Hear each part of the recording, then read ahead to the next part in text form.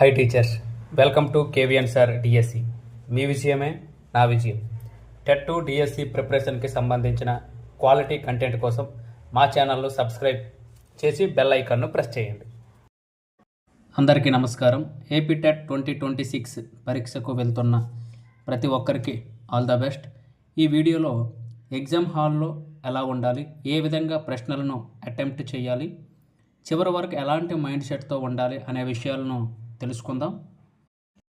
Exam హాల్కి వెళ్ళే ముందు హాల్ టికెట్ తప్పకుండా తీసుకెళ్ళండి.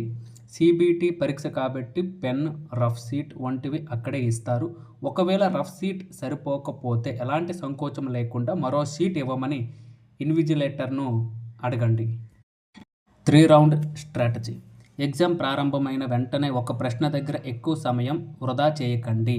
మొదటి రౌండ్లో మీకు బాగా వచ్చే ప్రశ్నలను మాత్రమే అటెంప్ట్ చేయండి. రెండో రౌండ్లో మొదటి రౌండ్లో వదిలేసిన కొంచెం కష్టమైన ప్రశ్నలను చూడండి.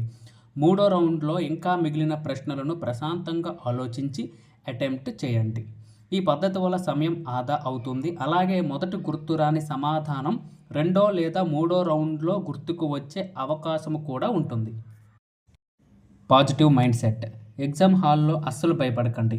మీరు ఈ రోజు వరకు ఎంత కష్టపడ్డారో, ఎంత చదివారో అదే మీ బలం. ఇప్పుడు మీ పని ప్రశాంతంగా పరీక్ష రాయడం మాత్రమే. ఎగ్జామ్ తర్వాత. ఎగ్జామ్ పూర్తయ్యాక బయటకు వచ్చి ఎక్కువగా ఆలోచించకండి. ఏ ప్రశ్న తప్పయింది, ఏది సరైంది అని టెన్షన్ పడకండి. మీరు చేయాల్సిన ప్రయత్నం మీరు చేశారు. ఇప్పుడు ప్రశాంతంగా ఉండండి. ఫలితం వచ్చినప్పుడు దాన్ని ధైర్యంగా స్వీకరించండి. పాజిటివ్గా ఉండండి, నమ్మకంగా ఉండండి. మీ అందరూ ఏపీ టెట్ 2026 పరీక్షల్లో మంచి విజయం సాధించాలని హృదయపూర్వకంగా కోరుకుంటున్నాను. All the best aspirants and teachers. Thanks for watching. Stay positive, study smart. God is always with you. Please like, share, subscribe to my channel.